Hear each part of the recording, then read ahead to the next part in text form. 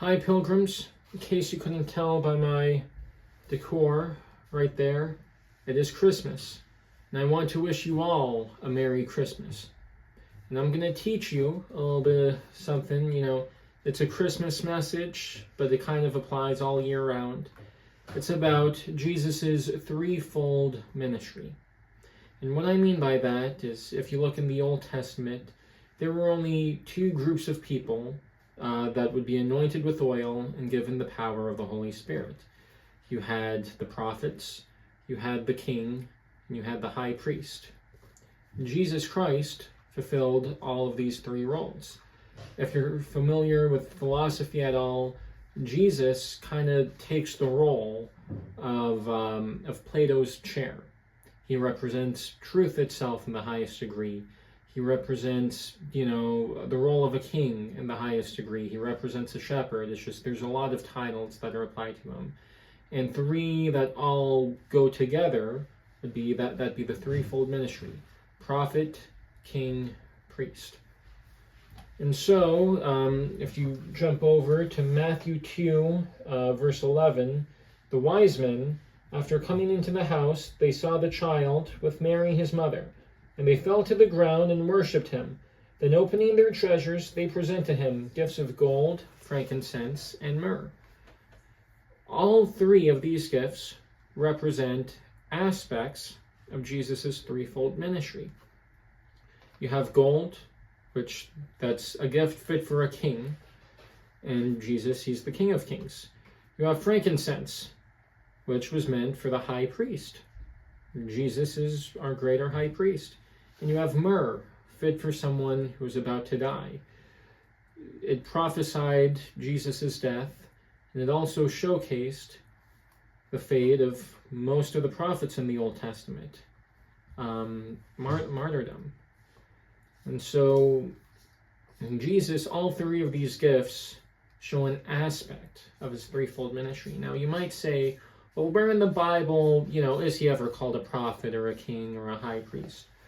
Well, we're going to start off with that king claimship, that king claim. If we go over to Isaiah 9, it says, Isaiah 9, verse 7, "There will be no end to the increase of his government or of peace on the throne of David over his kingdom, to establish it and uphold it with justice and righteousness. From then on and forevermore, the zeal of the Lord of hosts will accomplish this." Jesus, he's the king. He's a king from the line of David. You jump over to Revelation 19, verse 16. He is referred to as the King of Kings and the Lord of Lords. In regards to that high priestly claim, all of Hebrews chapter 5 is dedicated to that. But you even see it again in Hebrews 9:11, where it says, "When Christ appeared as a high priest of the good things to come, he entered through the greater and more perfect tabernacle, not made with hands, that is to say, not of this creation." He entered the holy place once and for all, having obtained eternal redemption, blah, blah, blah. That goes back to what I said, Plato's chair. Jesus Christ represents the perfect high priest. The office of high priest is made perfect in him. If you jump over to Hebrews 5, you'll see what I mean. I'm just going to read 2 verses. "So Christ did not glorify himself so as to become a high priest, but he said to him, 'You are my son, today I have begotten you.' Just as he also said in another passage, 'You are a priest forever, according to the order of Melchizedek.'" In Jesus Christ, we see he's a king, he's a high priest, and he is also a prophet.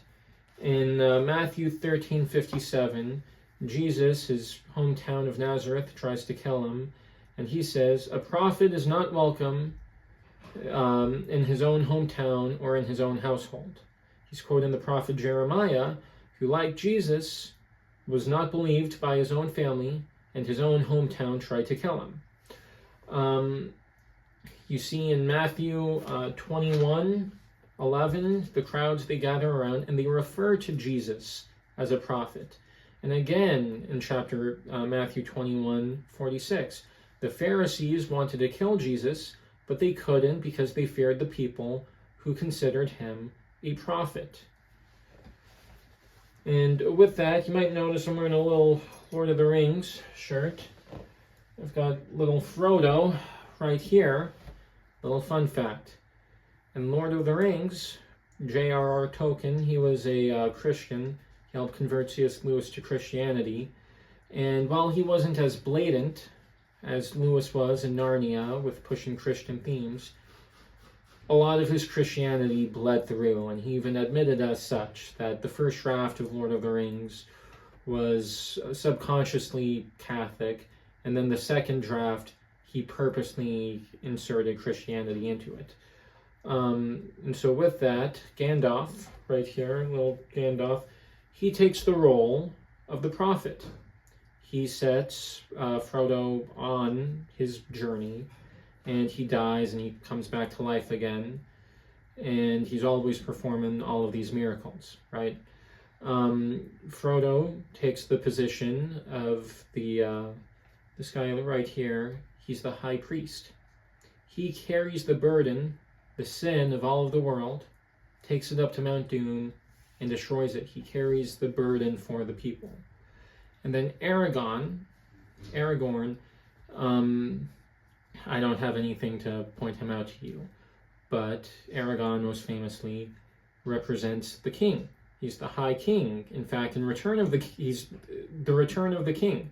That's a Christian theme. Our king, he's going to return one day, and he's going to set all things right. Even in the movie Return of the King, Aragorn, he's designed to look like Jesus with a little beard and all of that.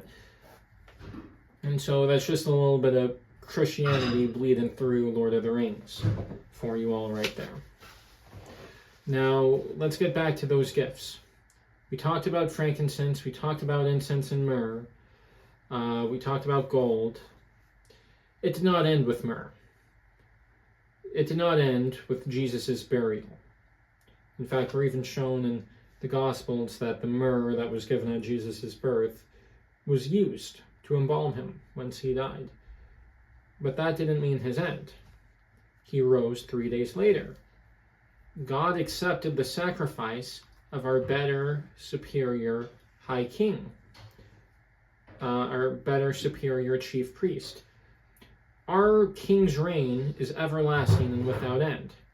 And just as he came once before, born in a manger to save us from sin, so will he return again, this time as a conquering king, to utterly destroy sin and death once and for all. Merry Christmas, everybody. God bless.